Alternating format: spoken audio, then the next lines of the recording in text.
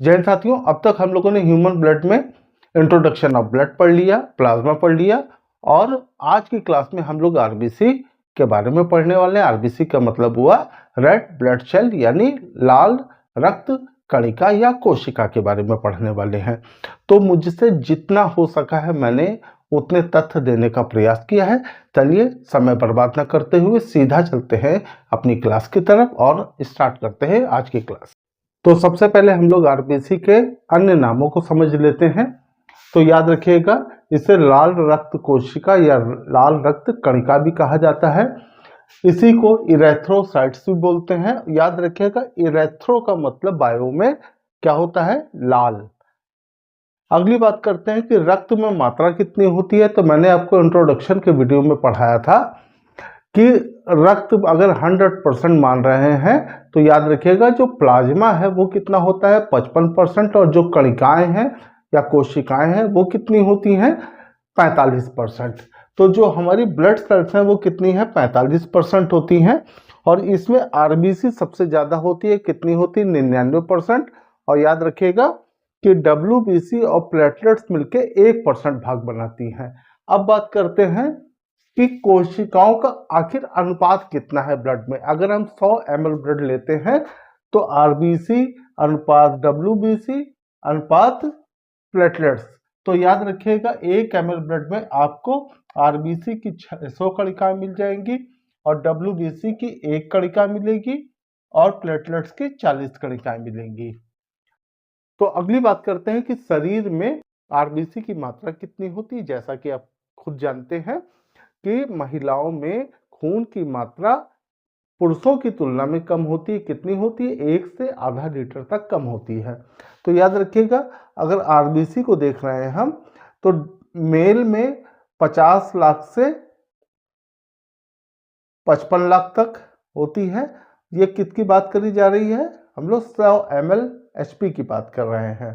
इसी तरीके से फीमेल की में अगर देखा जाए तो 40 लाख से 45 लाख तक होती है।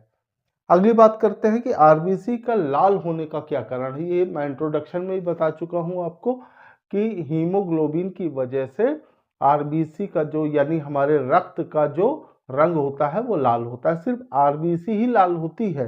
तो याद रखिएगा, हीमोग्लोबिन अगर हम तोड़ रहे हैं तो हीमो क्या है, एक आयरन कंपाउंड है यानी फेरस इसमें मिलता है। याद रखिएगा, महिलाओं में हीमोग्लोबिन की मात्रा कम होती है, इसीलिए पुरुषों की अपेक्षा महिलाओं का शरीर मुलायम भी होता है। ये किसकी वजह से होता है, यही आयरन कंपाउंड की वजह से। पुरुषों में ज्यादा होता है तो पुरुषों का शरीर कठोर होता है और महिलाओं का शरीर मुलायम होता है और इसमें ग्लोबिन प्रोटीन पाई जाती है। तो इतनी बात समझ गए, हीमोग्लोबिन की वजह से आरबीसी का रंग कैसा होता है, लाल होता है। अगली बात करें कि आरबीसी का निर्माण कहाँ होता है। ये मैंने आपको जब आपको स्केलेटन सिस्टम यानी कंकाल तंत्र पढ़ाया था तब भी आपको बात बताई थी और इंट्रोडक्शन में भी ये बात बताई थी कि हमारे बोन मैरो में ब्लड का निर्माण होता है, डब्ल्यूबीसी और आरबीसी दोनों का। अगर हम अपनी हड्डी को देखें तो जैसा मैंने बताया था कि जो किनारे जाली नुमा आकृति होती है इसी को हम लाल अस्थिमज्जा बोलते हैं, रेड बोन मैरो बोला जाता है। और यहीं पे हेमाटोपोइटिक ऊतक है होता है यानी टिश्यू होता है जो आरबीसी का निर्माण करता है। और जैसा आप जानते ही हैं कि भ्रूण में जो रक्त का निर्माण होता है वो किस में होता है, यकृत यानी लीवर में होता है। साथियों, अब हम लोग बात करते हैं कि हमारे जो रक्त की कोशिका है उसका आकार कैसा है। तो कोशिकाएं तो हमारे पास कौन कौन सी हैं, कोशिका बोले या कणिका बोले, कौन कौन सी है, डब्ल्यूबीसी, आरबीसी और प्लेटलेट्स है। तो याद रखिएगा, जो सबसे बड़ी रक्त कोशिका है वो कौन सी है, डब्ल्यूबीसी यानी व्हाइट ब्लड सेल है। इसी को हम लोग सफेद रक्त कोशिका बोलते हैं। और जो सबसे छोटी कोशिका है वो कौन सी है, आरबीसी यानी जिसके बारे में हम पढ़ रहे हैं, रेड ब्लड सेल के बारे में। अब इसके आकार की और बात देख लेते हैं कि देखने में कैसी लगती है। तो कुछ किताबें कह रही कि गोल है और चपटी है, लेकिन असलियत में क्या है, ये जैसे आपने जिम गए होंगे तो वहां पे लोग डंबल करते हैं तो उसी आकार के, इसी को डंबलाकार भी बोल सकते हैं, पेपर में आ सकता है आपके। द्वि अवतलाकार भी बोल सकते हैं, उभयावतल भी बोल सकते हैं और या बाई कॉनकेव इसका जो आकार है इस तरीके का है। अब आपसे पूछा जाए कि विश्व में सबसे बड़ी आरबीसी किसकी है, तो याद रखिएगा एम्फीयूमा की आरबीसी सबसे बड़ी होती है और ये क्या है, एक उभयचर है।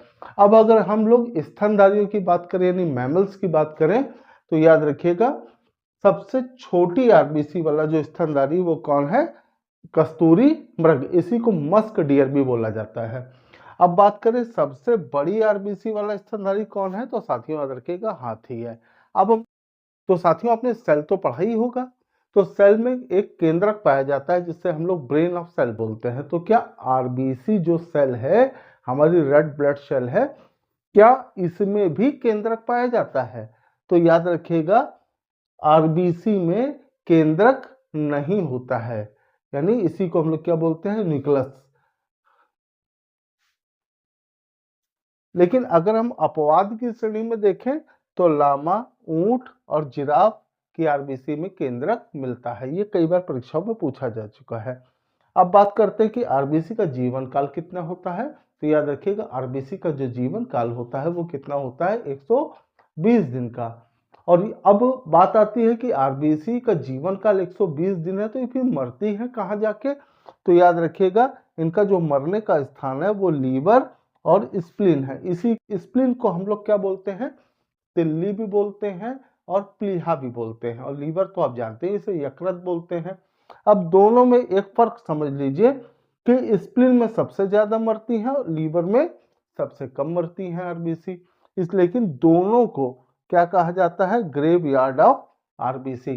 लेकिन कुछ किताबें कह रही हैं कि साहब स्प्लीन यानी प्लीहा को ही ग्रेव यार्ड ऑफ आरबीसी बोलते हैं। अब परीक्षा पर डिपेंड करता है कि आपके सामने विकल्प कैसा है, अगर लीवर विकल्प हो, स्प्लीन ना हो तो फिर आप लीवर में टिक लगाइएगा। अब बात करते हैं स्प्लीन में, याद रखो कि मरने के बाद ये पुनः रीजनरेट हो जाती है, दोबारा रीजनरेट होती है, दोबारा पैदा हो जाती है, इसीलिए ब्लड बैंक ऑफ आरबीसी किसे कहा जाता है, स्प्लीन को। तो साथियों अब हम लोग बात करते हैं कि हमारी आरबीसी का काम क्या है। तो याद रखिएगा आरबीसी का मुख्य काम है गैसों का परिवहन करना। अब आप सोच रहे होंगे कि क्या रक्त में जो और कोशिकाएं हैं, डब्ल्यूबीसी है, प्लेटलेट्स है, क्या ये गैसों का परिवहन नहीं करती हैं, तो याद रखिएगा सिर्फ गैसों का परिवहन आरबीसी करती है और कोई नहीं करता है, क्योंकि आरबीसी में हीमोग्लोबिन होता है और हीमोग्लोबिन ही गैसों का परिवहन करता है। बस यूं समझ लीजिए कि ऑक्सीजन और अन्य गैसों की सवारी गाड़ी अगर कोई है हमारे शरीर में तो वो हीमोग्लोबिन है। अब बात करते हैं कि इसका फायदा क्या होता है। इसका फायदा ये होता है कि हम जब सांस लेते हैं तो हमारे फेफड़ों में हवा जाती है और हवा में उपस्थित ऑक्सीजन को हीमोग्लोबिन हमारी कोशिकाओं तक ले जाती है और कोशिकाओं में ग्लूकोज होता है, और ग्लूकोज जब टूटता है तो किस रूप में टूटता है, कार्बन डाइऑक्साइड, H2O और ATP की फॉर्म में, और ATP की जो फॉर्म होती है उससे हमें ऊर्जा मिलती है। तो इसका मतलब यह हुआ कि हमारे शरीर में अगर ऑक्सीजन नहीं जाएगी तो हमारे शरीर की कोशिका में उपस्थित ग्लूकोज नहीं टूटेगा, ग्लूकोज नहीं टूटेगा तो ऊर्जा नहीं मिलेगी, ऊर्जा नहीं मिलेगी तो हम मर जाएंगे। इसका सीधा सीधा फंडा है। इसका मतलब हुआ कि आरबीसी बहुत ज़्यादा हमारे लिए महत्वपूर्ण है हमारे शरीर के लिए, और ख़ास तौर पर उसमें उपस्थित हीमोग्लोबिन। अब इस बात को समझ लेते हैं। तो मैंने भी बताया आरबीसी का मुख्य काम क्या है, गैसों का परिवहन करना। कैसे गैसों का परिवहन करना, हीमोग्लोबिन ऑक्सीजन को पकड़ती है और किस रूप में बन जाती है, हीमोग्लोबिन और O2 के रूप में, इसे ऑक्सी हीमोग्लोबिन कहा जाता है। अब आपसे कहा जाए, सवाल पूछा जा सकता है कि हमारे शरीर में ऑक्सीजन किस रूप में उपस्थित रहती है, तो आप कहेंगे ऑक्सी हीमोग्लोबिन के रूप में उपस्थित रहती है, ना कि ऑक्सीजन के रूप में। इस बात को याद रखिएगा। अब ये ऑक्सी हीमोग्लोबिन जब किसके पास जाता है, सेल के पास, और सेल में क्या होता है, ग्लूकोज। ये ग्लूकोज को तोड़ता है, किस रूप में तोड़ता है, कार्बन डाइऑक्साइड, H2O और ATP। मैंने बोला ATP से हमें क्या होता है, ATP का मतलब होता है ऊर्जा, एनर्जी। यानी हमारे शरीर को अगर कोई कहे कि ऊर्जा किस रूप में मिलती है तो हम बोलेंगे ATP की फॉर्म में मिलती है। अब यहाँ पर तो कार्बन डाइऑक्साइड बन गया। अब इस कार्बन डाइऑक्साइड को फिर हीमोग्लोबिन पकड़ेगा और इसके बाद ये कहाँ ले जाएगा, हार्ट के पास। फिर हार्ट से फिर फेफड़े में जाएगा और फिर वहां से गैसों का अलगाव होगा। फिर हमारे नाक के रास्ते से ही कार्बन डाइऑक्साइड गैस निकल जाएगी। इतनी बात आप समझ गए। कई बार आपने सुना होगा कि बंद कमरे में अंगीठी जलाकर नहीं सोना चाहिए या हीटर या ब्लोअर जलाकर नहीं सोना चाहिए। ऐसा क्यों होता है? याद रखिएगा, जितने भी जीवाश्म ईंधन वाली चीजें होती हैं, कि आपने कंडा जला दिया, लकड़ी जला दी, ये सब जीवाश्म ईंधन वाली चीजें होती, जब ये जलती हैं तो कार्बन मोनोऑक्साइड गैस निकलती है। अगर कमरा बंद है तो हीमोग्लोबिन की मजबूरी बन जाएगी कि वो कार्बन मोनोऑक्साइड गैस को हमारे शरीर तक ले जाए, और जब ये कोशिकाओं तक पहुंचेगी तो याद रखो कि कोशिका में उपस्थित ग्लूकोज तो ऑक्सीजन से टूटने वाला था, लेकिन अब उसके पास, हीमोग्लोबिन के पास ऑक्सीजन है नहीं। तो ऑक्सीजन नहीं है तो ग्लूकोज नहीं टूटेगा, ग्लूकोज नहीं टूटेगा तो हमें ऊर्जा नहीं मिलेगी, और कंडीशन ये आ जाएगी, या तो हमें बेहोशी आने लगेगी या चक्कर आने लगेंगे। कई बार होता है कि मृत्यु भी हो जाती है। बहुत जगह आपने न्यूज़पेपर में पढ़ा होगा कि पूरा का पूरा परिवार रात में अंगीठी जलाकर सो गया था और एक कमरे में कई लोग मृत पाए गए। इस तरीके के भी आपको समाचार देखने को मिलते होंगे, खास तौर पर ठंड के समय। अब एक दूसरा सवाल होता है कि क्या हमें रात में पेड़ों के नीचे सोना चाहिए? तो फिर बात आती है कि रात में पेड़ों के नीचे नहीं सोना चाहिए, क्योंकि रात में जो पेड़ होते हैं वो कार्बन डाइऑक्साइड गैस छोड़ते हैं। अब कार्बन डाइऑक्साइड गैस छोड़ेंगे तो हीमोग्लोबिन की फिर मजबूरी बन जाएगी कि वो ऑक्सीजन की जगह कार्बन डाइऑक्साइड गैस को हमारे शरीर तक पहुंचाए। फिर मजबूरी यही आ जाएगी, कार्बन डाइऑक्साइड गैस की सहायता से ग्लूकोज नहीं टूटेगा, ग्लूकोज नहीं टूटेगा तो ऊर्जा नहीं मिलेगी, ऊर्जा नहीं मिलेगी तो हमारे सामने फिर वही बेहोशी और मृत्यु की स्थिति तक उत्पन्न हो सकती है। इतनी बात आप समझ गए कि आरबीसी का मेन काम क्या है, गैसों का परिवहन करना। अब कुछ रोग आ जाते हैं आरबीसी में। कई बार होता है कि आरबीसी के घटने बढ़ने से कुछ रोग उत्पन्न होते हैं, उसको खासतौर पर देखिए परीक्षाओं में पूछे जा सकते हैं। तो पहला रोग की बात करते हैं, इरेथ्रोसाइटोपिनिया। इस रोग में क्या होता है कि आरबीसी की कमी हो जाती है। इसी को हम लोग एनीमिया या अरक्तता भी बोलते हैं। अब मैंने आपको विटामिन पढ़ाया था, मैंने बोला था कि ferrous, vitamin 6, B6, vitamin B9, vitamin B12 की कमी से भी अरक्तता होता है। इसमें मैंने आपको परनीसियस एनीमिया, मेगाब्लास्टिक एनीमिया, इस तरीके के एनीमिया पढ़ाए थे। अगर आपने नहीं पढ़ा है तो विटामिन वाले क्लास को जरूर से जरूर देखिए। दूसरा रोग देखते हैं पॉलीसाइथीमिया। इसमें आरबीसी ज़्यादा हो जाती है, खून गाढ़ा, आरबीसी ज़्यादा हो जाएगी तो खून गाढ़ा हो जाएगा, और कई बार वो देखा होगा कि शरीर में ब्लैक स्पॉट यानी काले रंग के धब्बे बनना चालू हो जाते हैं। ये इसी की वजह से होता है कि आरबीसी की मात्रा ज़्यादा हो रही है और खून गाढ़ा हो रहा है। तो इस कंडीशन में अगर आप खून दे दें तो लगभग लगभग इस रोग से निजात मिल जाती है। अगली बात करते हैं सिकल सेल एनीमिया। सिकल का मतलब होता है हंसिया, और इसमें होता क्या है कि आरबीसी का जो आकार होता है वो बदल जाता है, हंसिया की तरह हो जाता है। अभी मैंने बताया था ये तो गोल होती है, ये डंबलाकार होती है। तो ये आकार वैसा ना हो कि कैसा हो जाता है, जैसे हंसिया होता है वैसा हो जाता है। कैसा हो जाता है? जैसे इस तरीके से ये हंसिया है, आगे से इस तरीके से हो जाता है, यदि चंद्राकार आकृति की स्थिति आ जाती है।